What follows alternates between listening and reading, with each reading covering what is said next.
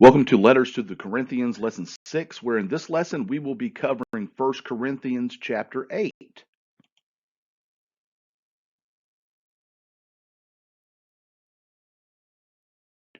1 Corinthians 8, 1 through 3 reads, Now concerning things offered to idols.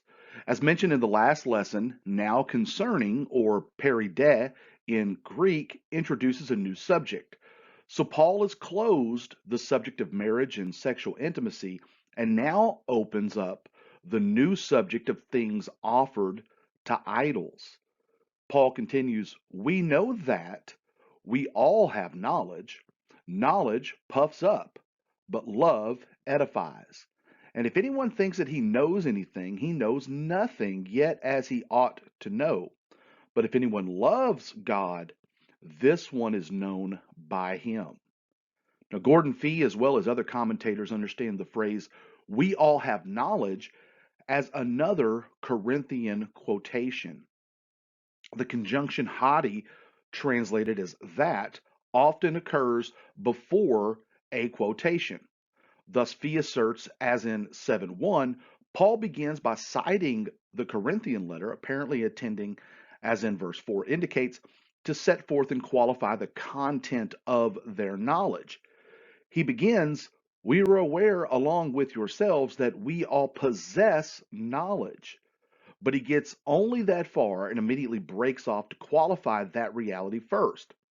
There is a sense in which that is true, as in verses 4 through 6 affirm, but there is another sense in which it is not true at all, verse 7, but not all have this knowledge. This latter reality is what makes their behaving unloving. Fee goes on to say, one should note that the Corinthians did not say, we all know, but that we all possess gnosis, knowledge. This is one of three places where the word appears in the letter, 1 Corinthians 1:5 and 12 and 8 also. And here it predominates. This is almost certainly a popular term in Corinth. Now, I remember years ago that the popular phrase, especially with my kids, was beast.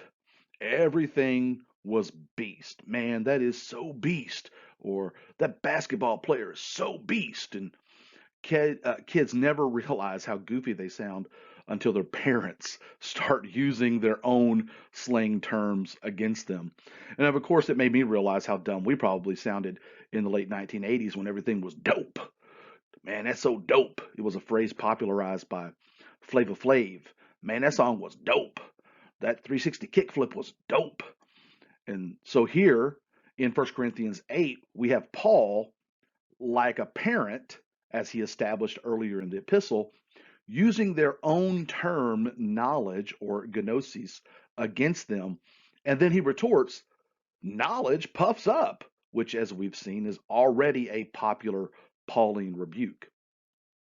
So Gordon Fee concludes, in their minds, being spiritual meant to have received gnosis or knowledge, meaning probably that the Spirit had endued them with special knowledge, which all believers should have, and which should serve as the basis of Christian behavior.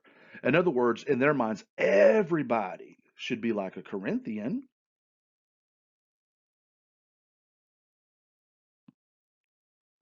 Paul says, therefore, concerning the eating of things offered to idols. So now we are really getting to the meat of the issue, all puns intended. Therefore, concerning the eating of things offered to idols, we know that an idol is nothing in the world, and that there is no other God but one. For even if there are so called gods, whether in heaven or on earth, as there are many gods and many lords, yet for us there is one God, the Father, of whom are all things, and we for him, and one Lord Jesus Christ, through whom are all things, and through whom we live. So Blomberg does a great job of really setting the stage of the issue at hand here. Paul now addresses the real issue raised by the Corinthians in their letter to him. Most meat sold in the town marketplace came from sacrificial animals that had been slaughtered at pagan temple ceremonies.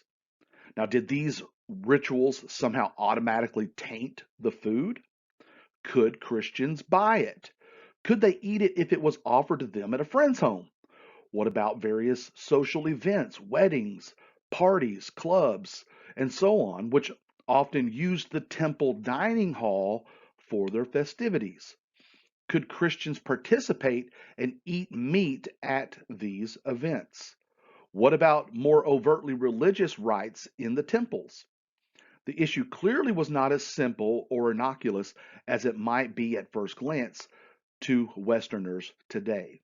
I mean, as Americans, think about how often we go into Asian restaurants like a Japanese hibachi or a Chinese buffet, and they have images of dragons everywhere, or even a statue of Buddha on the front counter, and we don't really think anything about it. To us, that's just decoration. But to them, the owners of the restaurant, those could be religious symbols. I mean, would it really matter to you if the ingredients of that Kung Pao chicken had been originally sacrificed to a false god? What about Indian food? My wife loves Indian food, and personally, it wouldn't bother me at all to eat at a place called New Krishna, fine Indian cuisine, even though Krishna is a pagan Hindu deity. Likewise, it wouldn't bother me to eat at Athena's Mediterranean Grill, especially since Mediterranean food is my favorite type of food, even though Athena was a pagan Greek goddess. So you can see how the severity of this issue is kind of lost on us Americans in the 21st century. Blomberg goes on to say verses 4 through 6 provide the basis for Christian freedom to eat this sacrificial food. The idols to which the meat is dedicated have no objective spiritual existence. Steeped in his Jewish understanding of monotheism and the sovereignty of God, Deuteronomy 6 and 4, and knowing well the Old Testament scorn for idolatry, Paul forthrightly declares that there is only one true God in the universe. And these one God statements throughout the New Testament are often referred to as the Pauline Shema.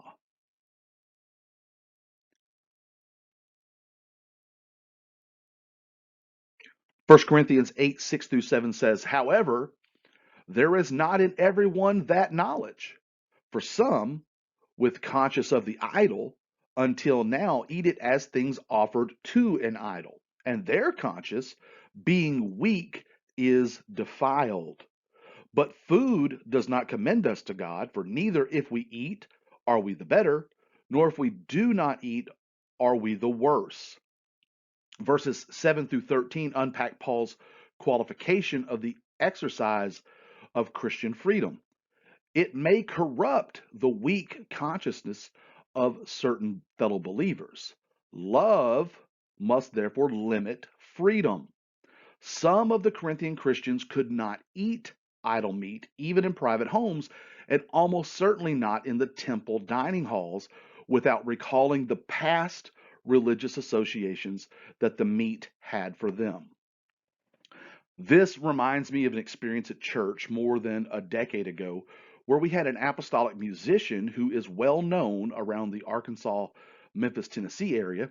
He was singing and playing his guitar, and then he started to play this song that another very well known apostolic guitarist has written that has a very blues sound to it. Well, when the brother started playing all these blues guitar riffs, three older sisters in the church stood up and marched out of that service. And I'm not saying those sisters were so much weak in their faith, but you could tell that they very much associated that style of music with their lives before coming to Christ and their lives going to juke joints and nightclubs and listening to that kind of music before obeying Acts 2:38 and coming to Christ. So Blomberg goes on to say that eating meat sacrificed to idols would have been a special concern for some of the poorer members of the church who probably would not have had regular access to eating meat except at temple rituals. For them, meat still had inherently religious connotations. Their weak conscience was not a poorly developed sense of morality or propriety, as modern use of the expression might often imply, but rather the overscrupulous restrictions they placed on believers' freedom in Christ. Their inner thoughts unnecessarily accused them and led to feelings of guilt or defilement because they felt compelled to do that which did not proceed from faith. For them, it was sinful.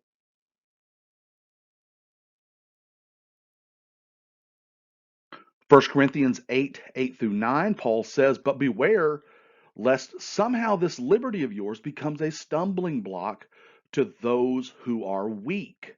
For if anyone sees you who have knowledge eating in an idol's temple, will not the conscience of him who is weak be emboldened to eat those things offered to idols?"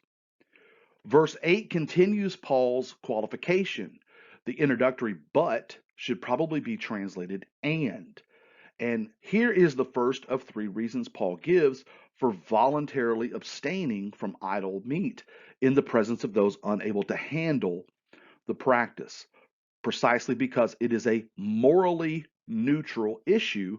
There is no inherent spiritual advantage in eating the meat or disadvantage in avoiding it. Therefore, concern for one's fellow Christian should take precedence. And I want you to pay special attention that Blomberg identifies the issue of eating meat sacrificed to an idol as a morally neutral issue. And this is tantamount to understanding and rightly using this chapter in a modern context. I have heard apostolics use 1 Corinthians 8 and 8 as a proof text against any practice they didn't like. It kind of reminds me of John MacArthur's Strange Fire, where MacArthur uses the analogy of offering strange fire to God against anything he doesn't like, such as lifting up holy hands in prayer and in worship. Well, in this same manner, I've heard some of our oneness brethren use this weak stumbling block argument against practices they don't like. For example, I've heard several oneness preachers try to use this passage against taking wine for communion, when wine for communion was the norm in the early Pentecostal movement. We'll talk a little bit more about that in chapter 11. The thing to keep in mind is that, as Blomberg points out, Paul's dealing with a morally neutral issue. And for those who take wine for communion, it's not a morally neutral issue. It's a very important spiritual issue because they believe that wine is the proper symbol of Christ's shed blood. I mean, taking communion in and of itself is not a morally neutral issue.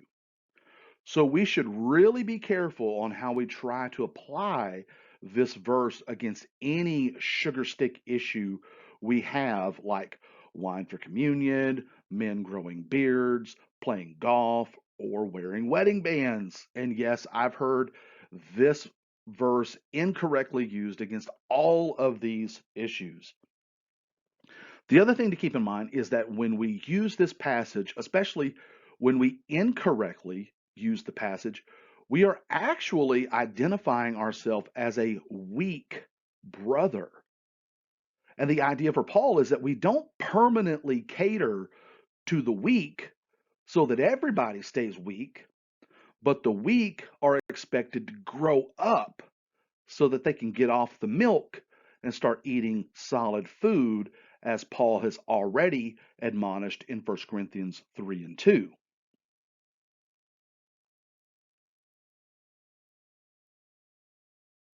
1 Corinthians 8:11 through 13, Paul says, "And because of your knowledge shall the weak brother perish for whom Christ died? But when you thus sin against the brethren and wound their weak conscience, you sin against Christ.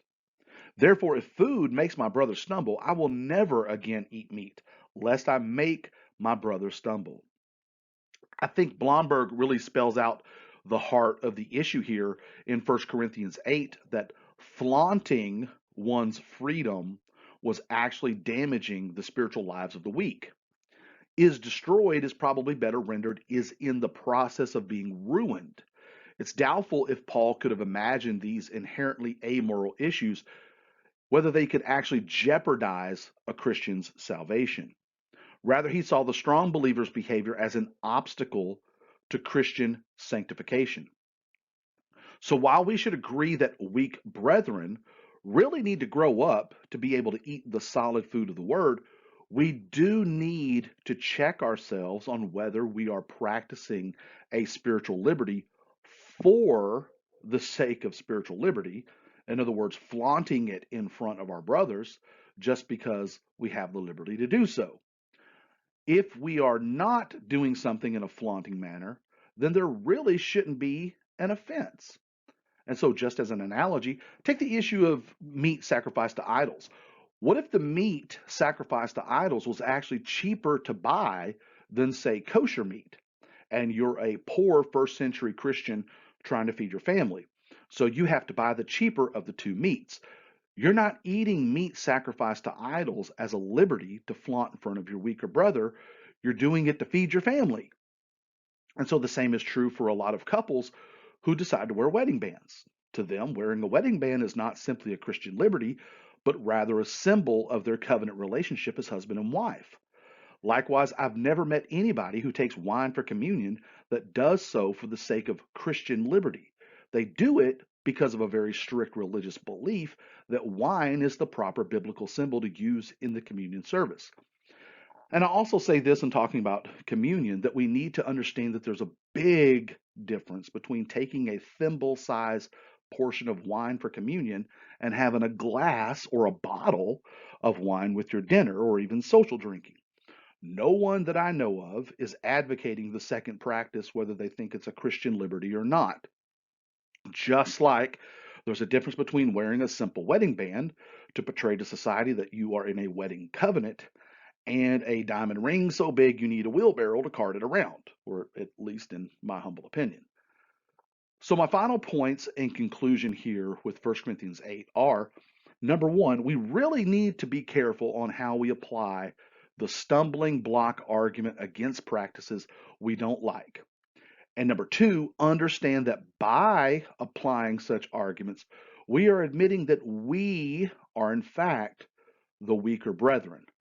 But number three, and finally, at the same time, since the issue is amoral, we might need to back up and check ourselves to make sure that we are not simply flaunting our Christian liberties, which could in fact wound the conscience of our weaker brother.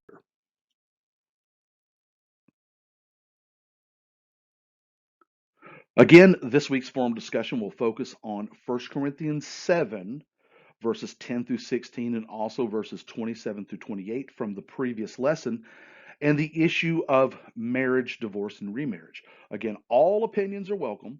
Discuss your thoughts on 1 Corinthians 7, Paul's not under bondage statement, whether this is a Pauline privilege for divorce based on abandonment, or is this tied to the exception clause, except it be for fornication, of Matthew 19? So, do you think that abandonment necessarily implies infidelity? Would a divorce in such case permit remarriage? Even you could discuss the concept of divorce and remarriage in the ministry. With whatever your opinion is, just make sure to support your thoughts with scriptures, and I look forward to reading your comments in the forum. God bless.